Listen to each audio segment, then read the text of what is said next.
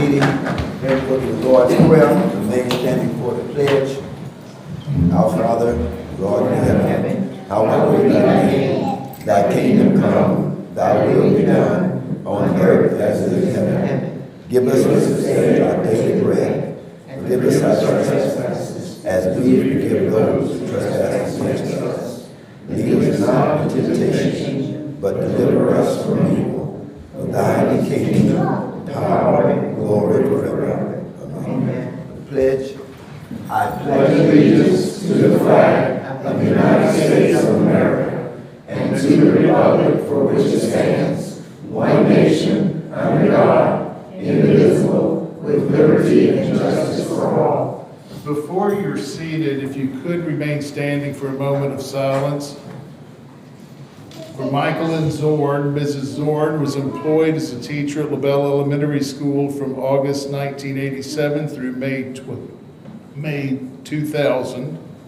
And for Nathan Snow, who was employed as a custodian at LaBelle High School during 2017. Thank you. Thank you. Lady Caesar.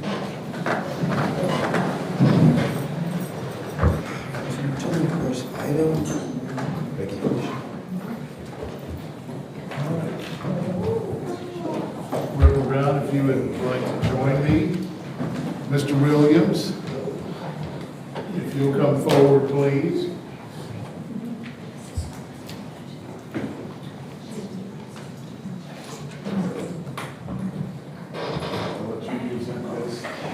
This is in celebration of 42 years service to Henry County Schools.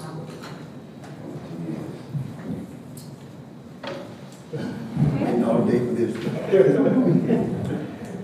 Presented to Albert Williams, Area Shop Foreman, Lewis and Transportation Department, an appreciation for 42 years of faithful service to Henry County. Henry County District School System, school board members, superintendent staff, October 2019. All right. All right.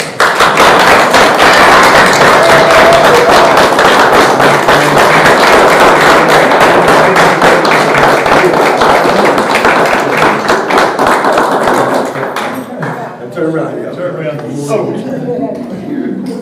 So that everyone will know whenever you see those big yellows traveling all around the county, these are the men that make sure that they keep traveling safely. And a lot of times he's the one driving. Yes. And we want them outside. They want to. All we want to know. Yeah, Well, yep. Just what are you going to do next? yeah. Well, first of all, I thank the Lord for allowing me to give me the strength for 42 years to be able to do what I did for 42 years, fixing the buses, driving them, putting up with the kids. Amen. You know, but I just thank God for it. You know, I 42 years, that's a long time to be on one job, you know, but I just feel good about it. You know, my wife, you know, she supported me the whole time, you know, my family. Okay. Thank you very much for all your service. All right. Yes. Thank you, big man. Yeah, all right. Yeah, All right. And the event actually happens in February. So it's a very short time frame to turn around and put on. The event is going to provide national attention to Hendry County. National newscasts will be here. We are going to get to celebrate some of our most precious individuals in our county that often don't get that. One of the biggest things that we have going on is that we are going to be providing the full class experience. We're going to begin the evening at the First United Methodist Church's LEC, Life Enrichment Center, where our honored guests will be given an opportunity to have their hair and makeup done, souvenirs, carriage rides from there to the John Boy, limo rides from the church to the John Boy, so that as they enter the event, they truly are the center of attention. If you ever have an opportunity, if you Google Night to Shine or go on YouTube and look for Night to Shine videos, it'll leave you without words. It is so powerful. and so amazing to see kids from all over the world get to experience such an awesome experience. One of the things that we're asking for is continued support if you have the opportunity to volunteer. We have many things that we're in need of. We are looking for people to do hair. We're looking for people to help coordinate the kids getting to and from.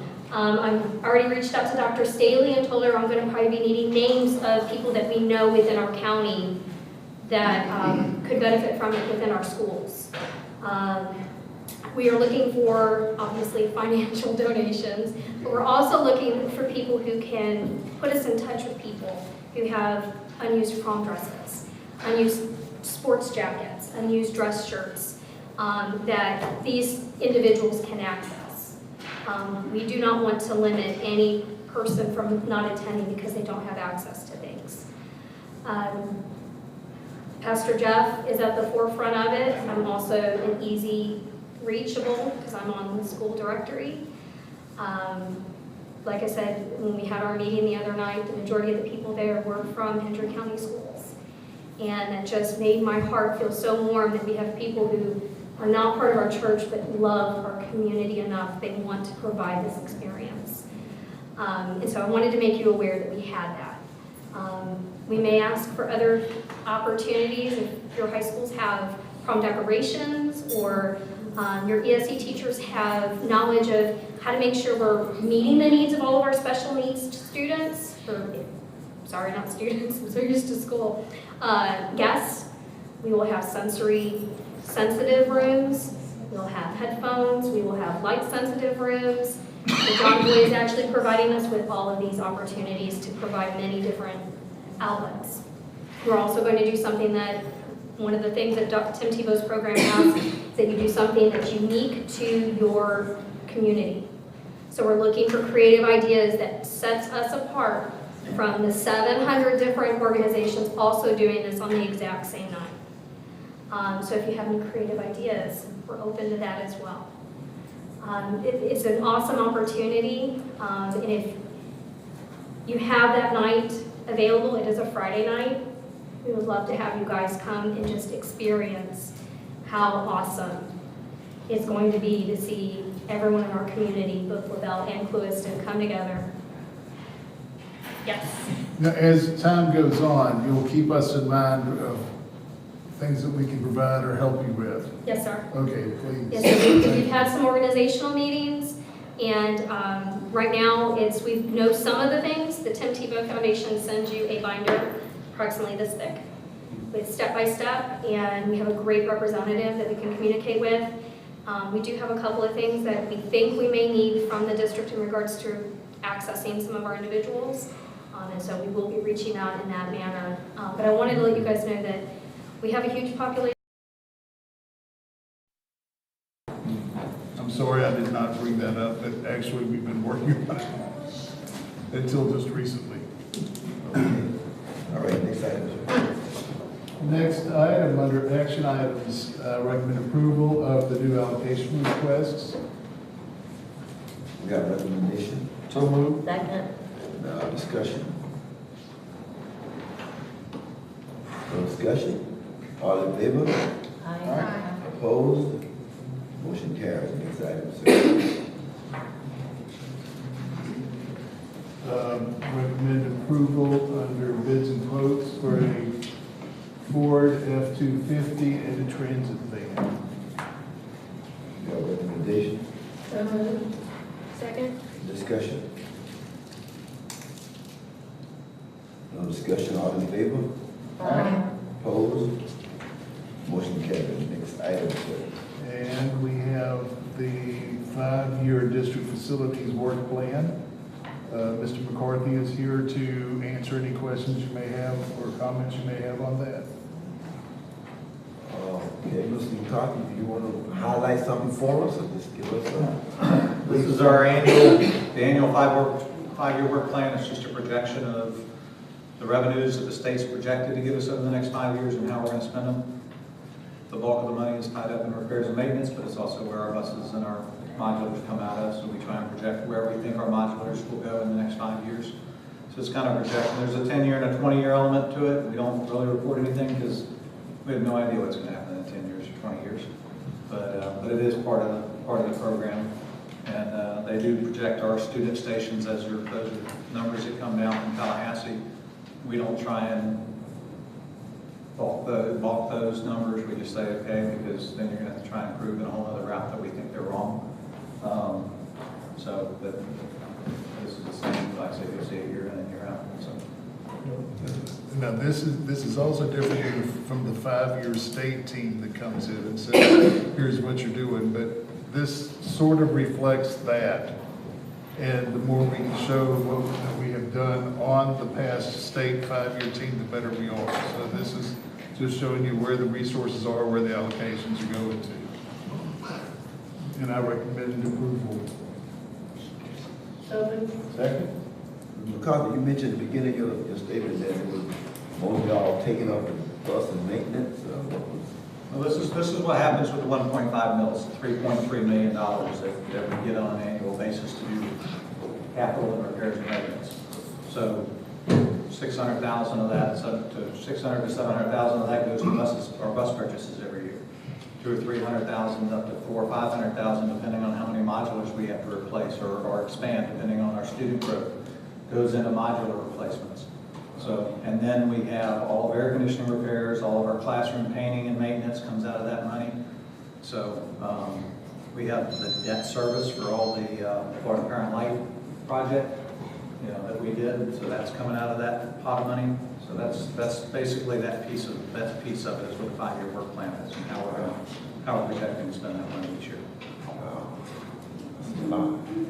Thank you. Any further? Yeah, Mr. Chairman. Yes, sir. Mr. McCarthy, not to put you on the spot, but kind of going to put you on the spot. I apologize. You probably don't have any actual numbers, but how are we looking with our propane buses? Have we been comparison to? Propane buses are still saving us money, not as much as they did the first year. This is actually the first year that in LaBelle we're using more propane than we are diesel. And I run those pretty much every year. And so the diesel prices have come down, propane's come up a little bit, so it's closer, it's still a savings. Okay. And I can tell you because regardless of the savings, the drivers still like them, they're quieter, they're all air conditioned, but they're also a quieter bus. Right. And from that standpoint, they're still fairly well received. From a mechanic standpoint, they've been foolproof. We haven't had to touch them.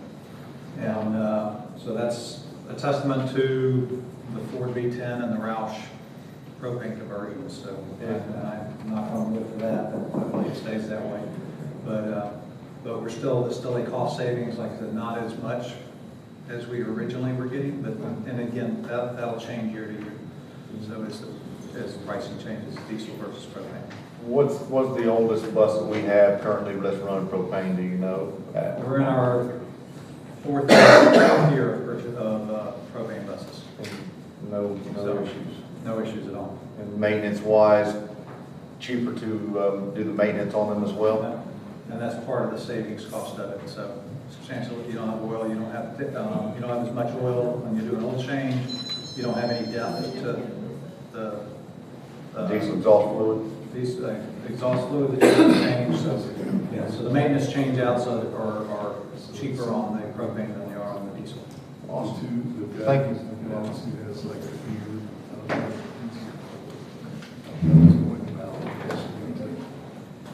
All right. All right, all right, that's it. All in favor? Aye. Opposed? Motion carried. Got a little brain freeze there. Yeah. Did anyone here that wanted to make any comments or have any question about something, you can fill out a form for us, and then we can, anybody we can get to.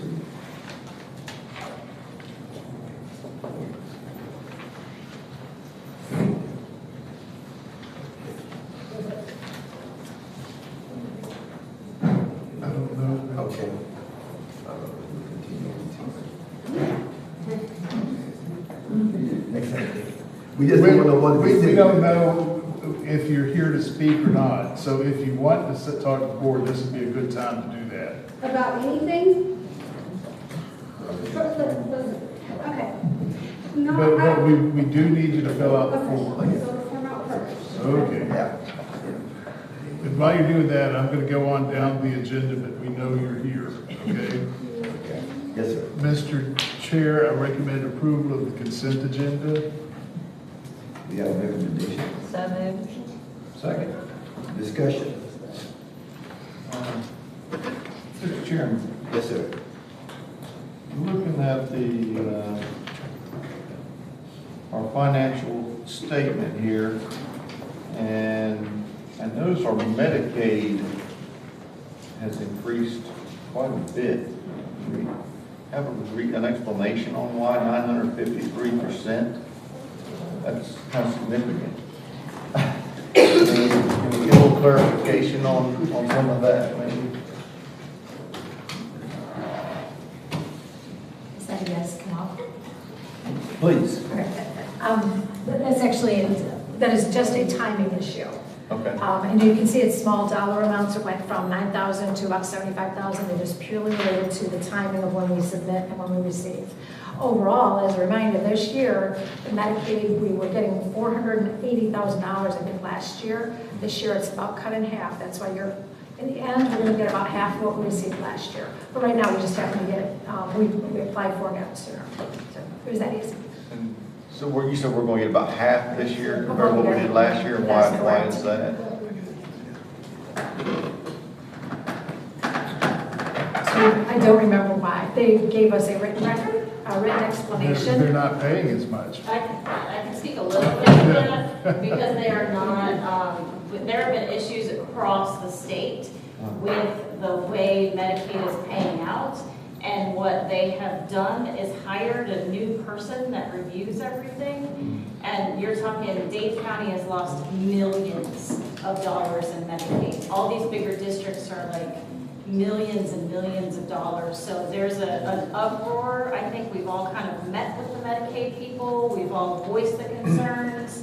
It's hitting everybody. It's hitting bigger districts obviously worse, but it's a huge concern for all of us, especially when we're so small that anything hurts. And it's hurting. It's hurting. But it's an issue with Medicaid and what they're doing and what they're now saying we can't claim when 2 years ago we could claim. So they're denying all of these claims that are coming back to us. Okay. Well, I know there was some funding or some positions there that we were trying to pull out of Medicaid at one time too, We're so watching that. Yep. that's why, watching that, that's yes. the other thing. I mean, I don't want to affect any people, but at the same time, we need to be able to support those positions as well. Right. We're aware of that.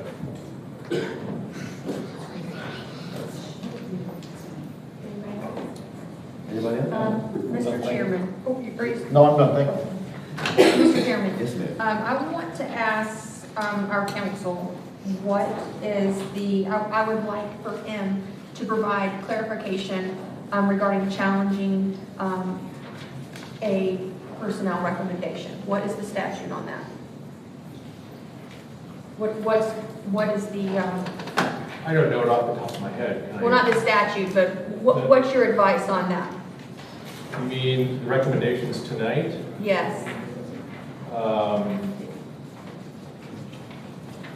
That's a difficult question, because as to the recommendations tonight, if there's later hearing on it, you have the problem of the board being, in a way, the judge and the jury on those cases if they come back to a formal hearing. I've always told my boards that this is not the point of entry, so to speak, to challenge. Now, you're talking about the disciplinary hearings. Let's be clear on that. You're talking about appointments? That's two different things. In personnel recommendations, there's. Okay, appointments. Yeah, we'll go with appointments. On an appointment, the board basically needs to approve what the superintendent recommends, except for good cause shown. And if you look at the many cases that have come up, the dozens or so of cases that have come up over the years disputing that point, good cause shown is a high barrier. it's got to be something like school psychologist without a psychologist license or something like that. It can't be, the community doesn't like that person. That's not good cause, right? It's got to be something that a court reviewing the board's over, not accepting the superintendent's recommendation as to an appointment will accept as good cause. Good legal cause is the way to think about that. In other words, it wouldn't be good cause if 3 board members agreed they didn't like the appointment. That's not good cause. It's a higher standard.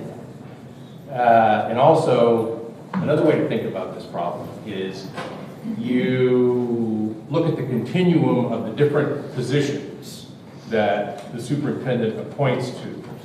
There is a case that says the finance director, the board can mess around. I mean, that case is out there, right? That's, as far as I know, that's still good law in Florida.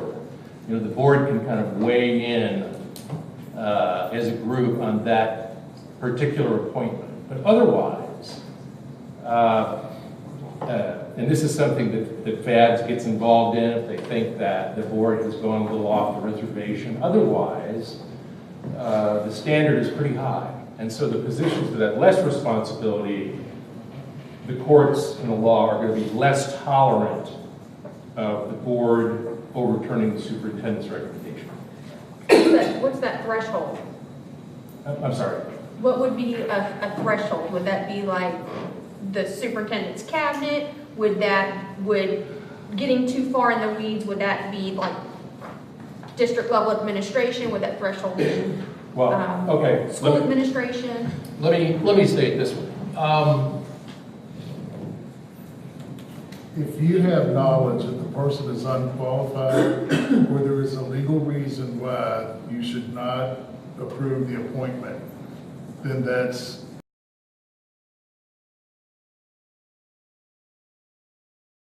who you have knowledge has falsified their credentials. I may not know it, you might know it.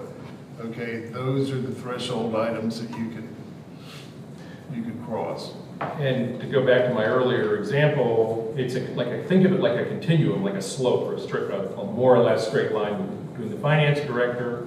And in the case that created that law, by the way, the board members knew the person that the superintendent was trying to appoint into that job. And it wasn't just based on a resume. They knew the administrator that the superintendent wanted to appoint, and they said, no bueno. And the court said, okay, under these facts, I'll give some credence to what the board wants. But as you go down from that case, it gets less and less and less, where it would be, outrageous to try to do that for a person that was like a clerical position or a non-certified position, one of those kinds of things. That you get my point there. Okay, and where the board always loses is principles. The board never wins one of those arguments. Just because everybody in this community doesn't like that person, the superintendent thinks that he or she is the one, then he or she is the one. So those would be useful dots to connect, I guess. Well, it feels like I am legally hamstrung on this one. So, Mr. Chairman, Yes, sir. would you say, Mr. Attorney, that in that instance right there, is it the same for an appointed superintendent versus an elected? Does it As make I a read the difference on cases, that? it's the same. Now, obviously, appointed superintendents tend to be a little more mindful of the board's wishes, but from a strictly legal standpoint, I don't see any distinction in the cases. I was just curious. Yeah, it's a good question, but, I spent most of my career in an appointed district. And in the last 7 or 8 years, I've been 3 elected districts, and I'm amazed how small the difference is, really. But anyway, that's just a personal observation. Sure. I didn't mean to interrupt there, Ms. Beeson. I just was kind of curious on that portion of it. Under personnel, if I could add on your actions tonight, my recommendation is a termination of an instructional termination for David Schneider, a termination under support for Patrick McElroy, who is liaison truant officer, and a termination of participation in the Florida retirement system for Sue Pipkins. She is leaving DROP and is not being terminated for job abandonment, so we need to make that clarification. Any further discussion on the consent agenda? All in favor? Aye. Opposed? Motion carried. Next item, sir. At this time, why don't we read this person?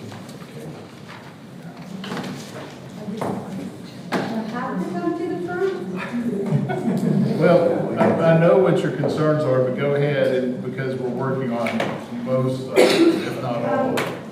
Some of my concerns were already answered with the recruitment issue. I just speaking as a parent tonight, not an It's okay.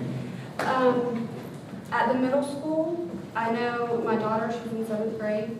She, in the first 8 weeks of school, was on her 3rd math teacher. I know that as educators, our hands are tied. We can only do what we can to get people in where we live. But in 8 weeks, the 3rd math teacher was very disappointing for her as well. It's very defeating when she gets used to someone and then she gets a new teacher and has to get used to that teacher. So I know as the school itself that the changes that are being made are for the positive, but I just kind of wanted to hear a plan Okay, all about, the improvement at the middle school. right.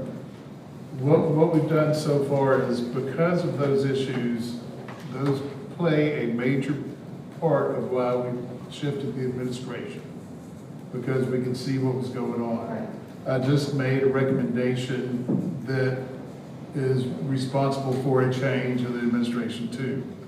I can't go into real detail now about what we're going to do with specific recruitment efforts at Clewiston Middle because the board has to approve it and the Teachers Association has to approve it. So I can't really get too far ahead of that cart right now. We did have the AP teaching and I said we have to get the AP is a crackerjack math teacher.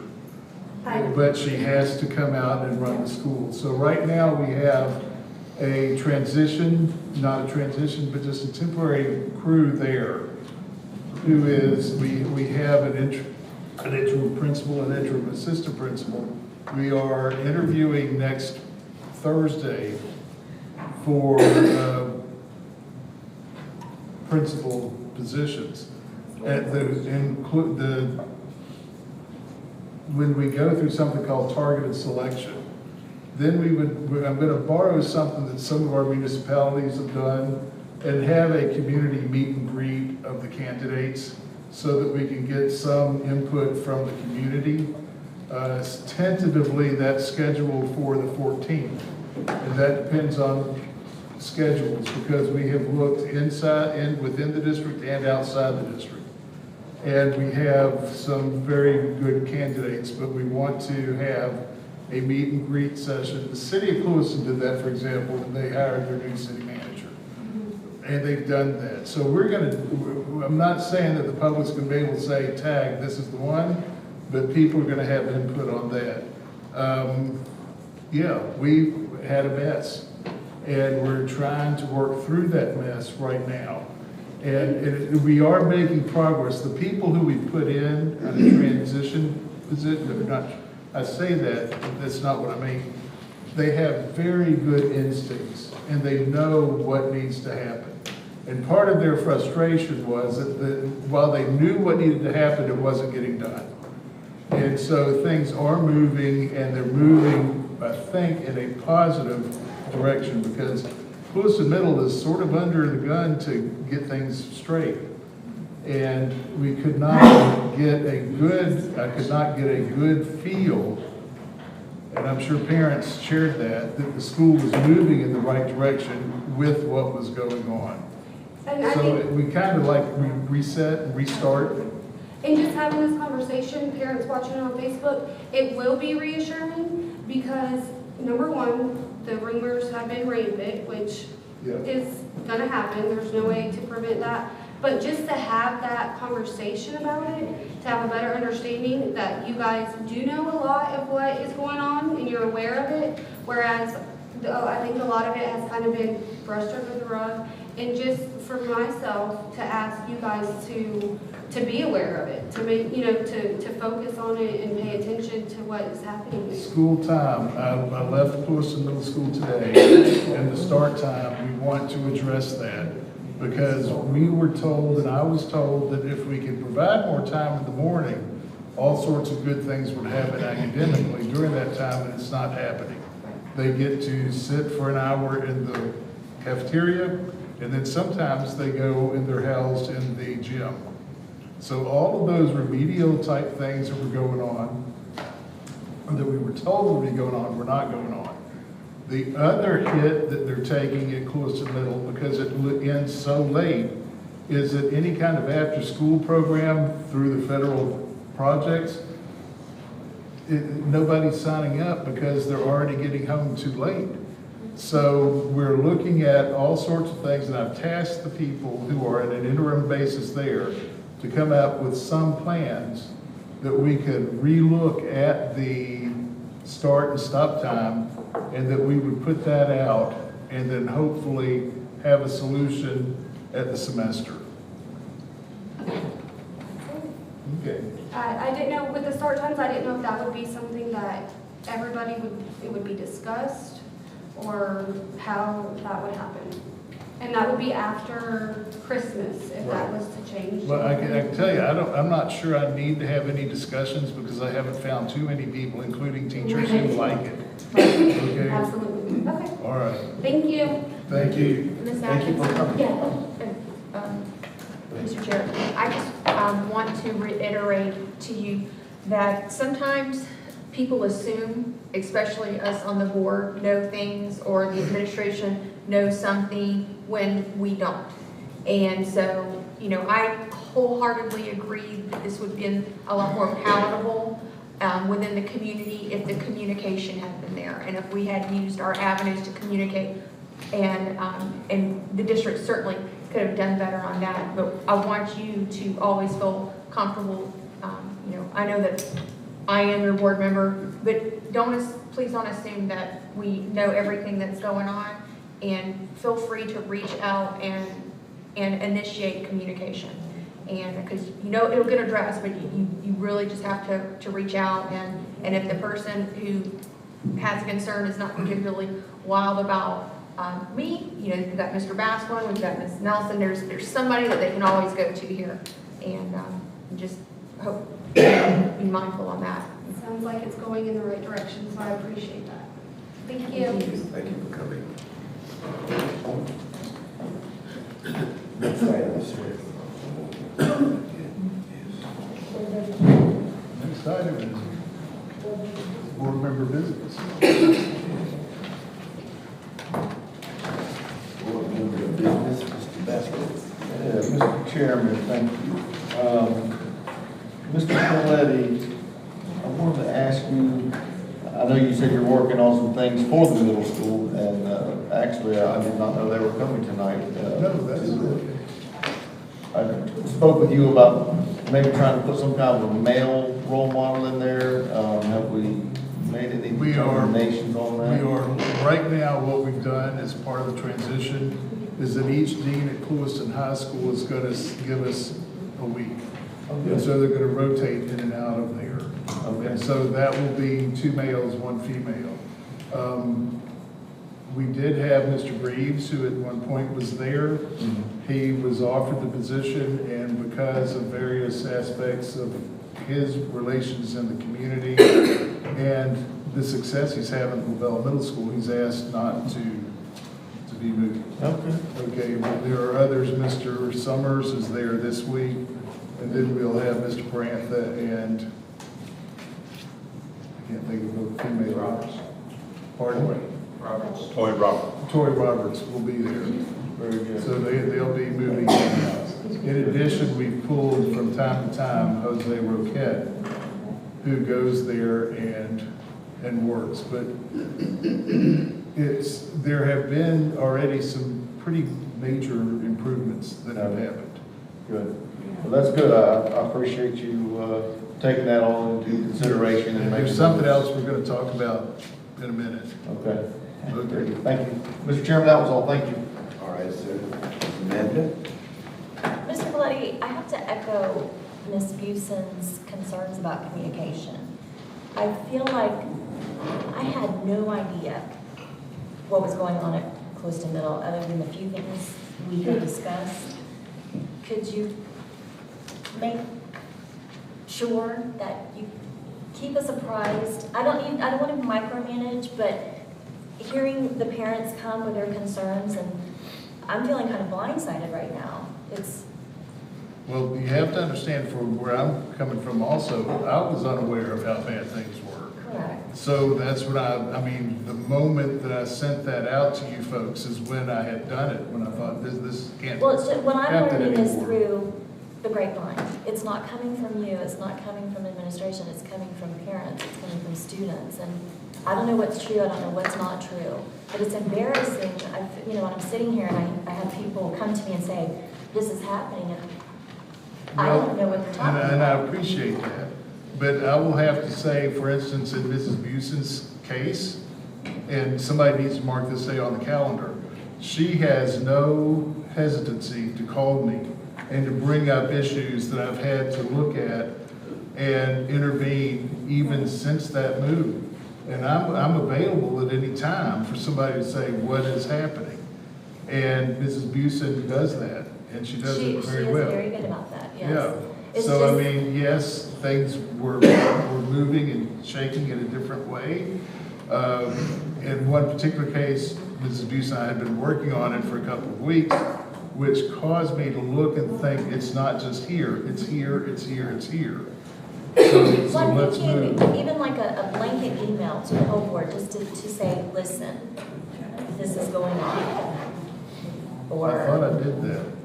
some, but I'm still hearing other things that are beyond just the major. Have you asked me about those? They just came out, like, just All recently. right. But if you, When that's, you hear them, ask me and I will clarify, but I do. When there's a major issue like that, just like some of the personnel we did, I emailed you and said, correct. these are going on. So once you and I, if I bring something to you and it's clarified, maybe send out an email, because the other board members may not be aware of an issue. I guess that's kind of what I'm saying. Yeah, okay. Does that make sense? All right, yeah. That's all, thank you. All right. Ms. Busey? And just to speak to what Ms. Nelson said, I know like at the city of Clewiston, if you send the one commissioner asks for information from the city, all the commissioners get the response. Right. And so, for us, we are struggling under sunshine. It's very iffy for us to initiate the communication, but if that communication came the other way towards us, then. That's true.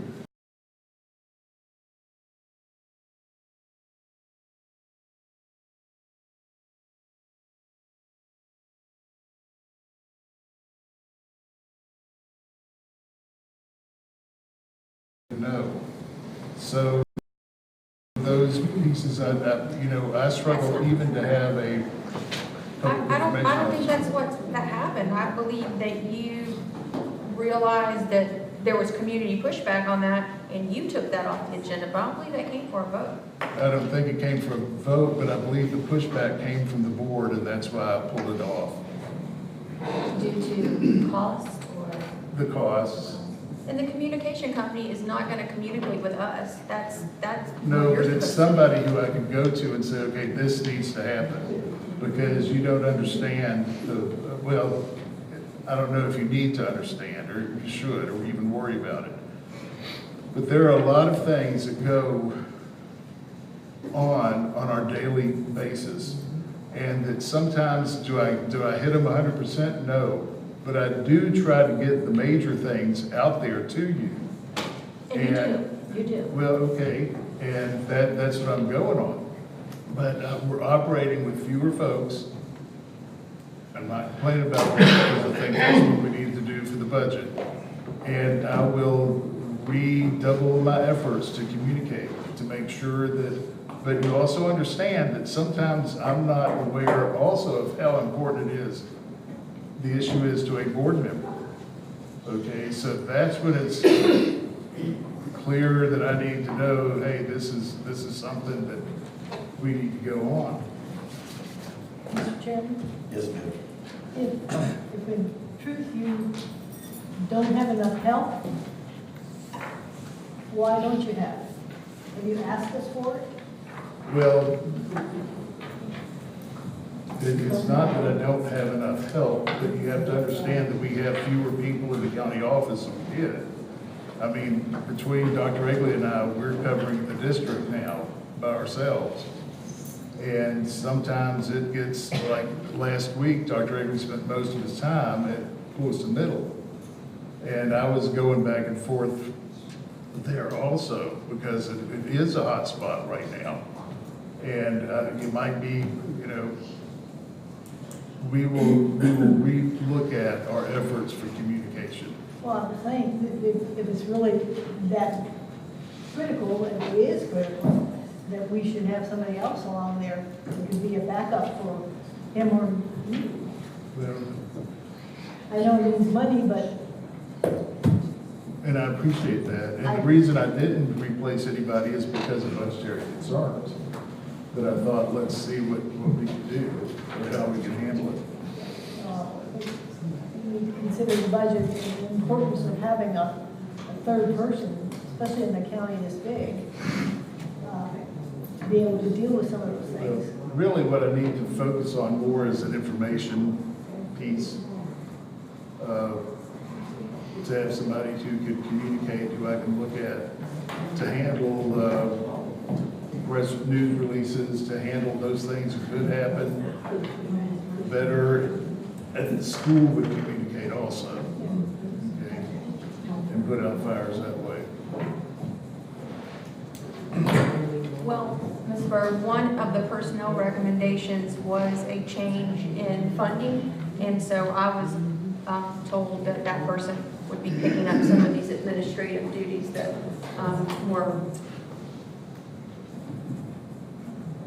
created in a vacuum, so that should be some help.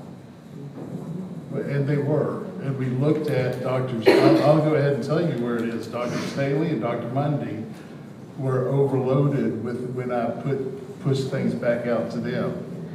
Okay, the opportunity or the potential to relieve some of their stress was when we made that change at CMS, because remember, we have somebody who's under contract for X number of dollars, okay? We have to abide by that contract until June 30th. So that I put that person in this position where they could be paid not in general dollars, federal, the reading grant, and also with supplementary academic instruction money. And then have that so that I can then pay the new principal out of general fund, so that we're not paying two people the same salary out of the general fund. So if there is some way that I can look at some of the things that we need to do with communications and look at this person, but I have a feeling their plate in this new position is already getting full.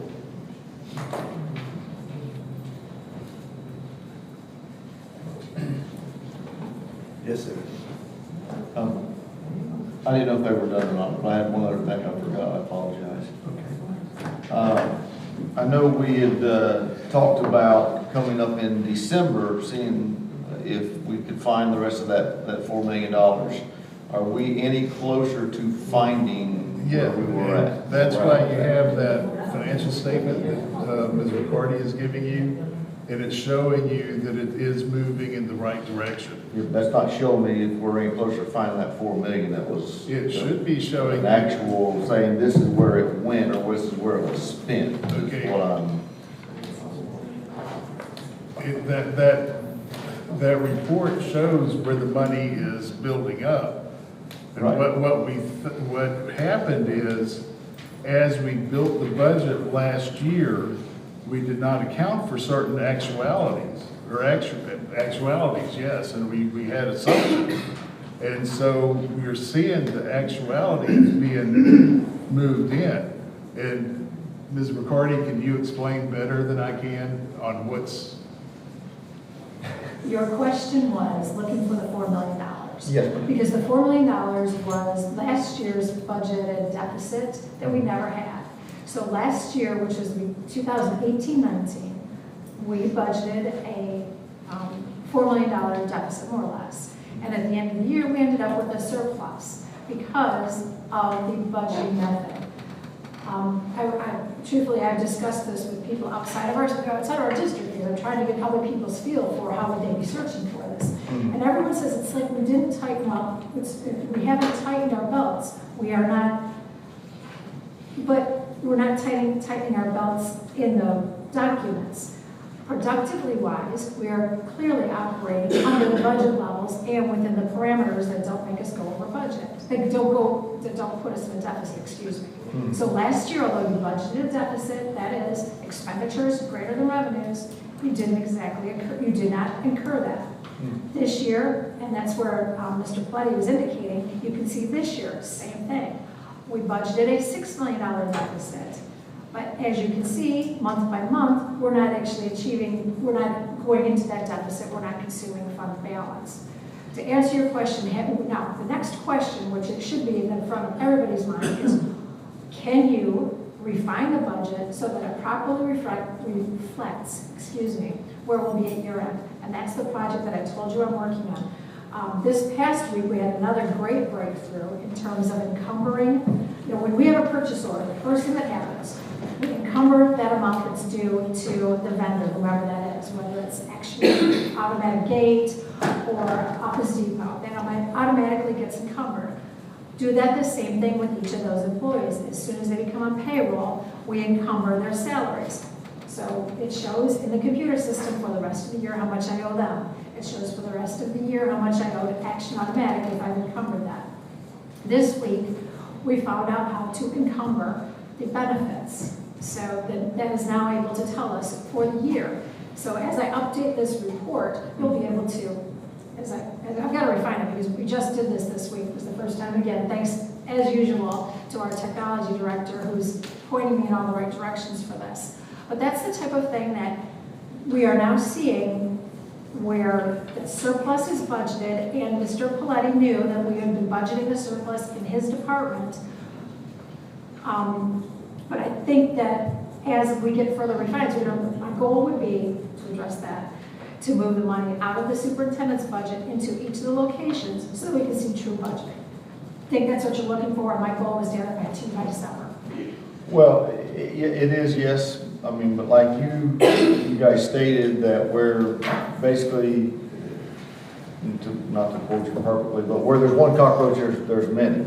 It was kind of the terminology that was used. So we found a double budgeting, or you guys, something was doubled up, and then we're going to find more of this kind of thing, right, and that's going to account for this money. So that's what I'm saying, have we found that?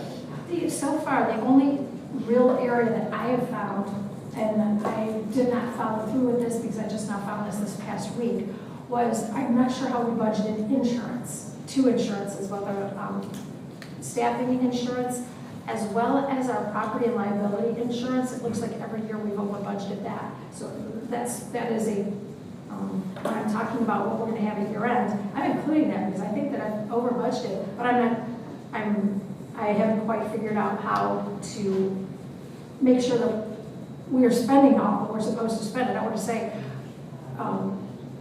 say we have a savings or, we forgot to spend whatever insurance last year, we forgot to pay for it. I don't know that yet. So that's where I found another lump sum of monies. Okay.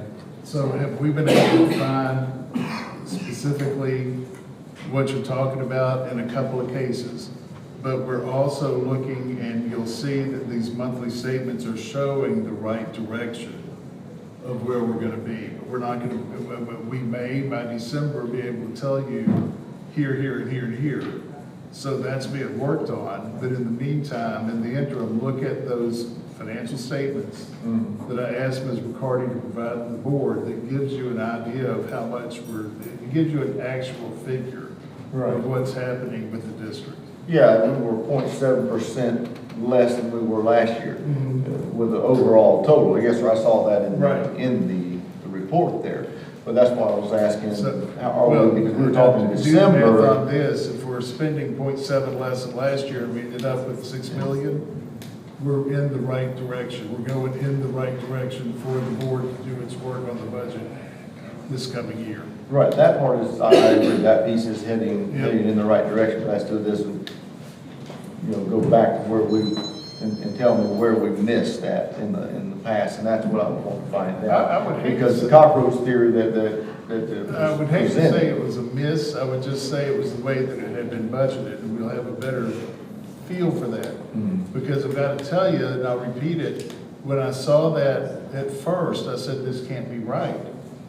And that's why I talked to the board individually about there's something that it's not that money's missing or that we suspect anything bad that's happened, but this is just not the right number. Right. So and I told the previous people that this isn't right. And Ms. McCarty has come in and we've been able to show step by step and by December, because believe me, I've asked her to do a whole bunch of things that you have not been privy to before. And I think it's important that you have a very firm understanding of what the budget looks like. No, I agree. I totally agree. So you're thinking by December, then we're still on course to. We're still on course for December, yes, sir. To be able to show us, okay, we've got it right there lined out. I don't want to overcommit, I prefer not to overcommit, but yes, sir, that is still my goal. Thank you very much. And then the other thing I did, forgot about is, how are we coming on getting our supplement list of things? That is I have talked to the association.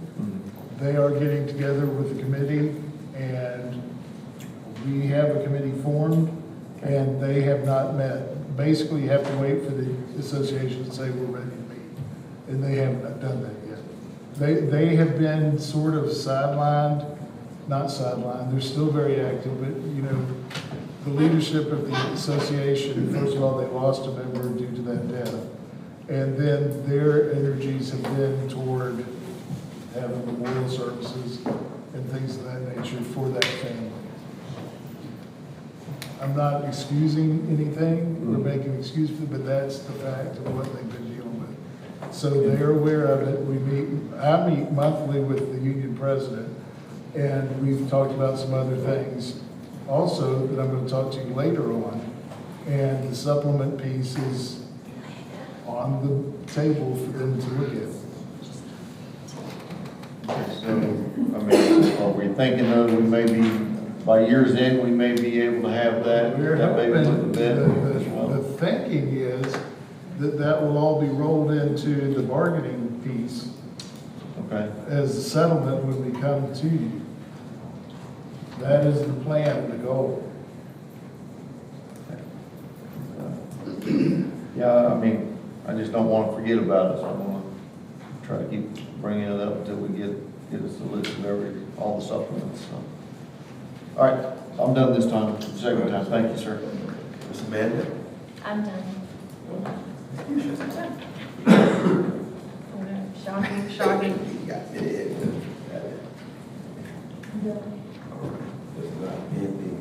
I can appreciate a financial officer, appreciate the fact that now we have something to look at, so we can always wait for that.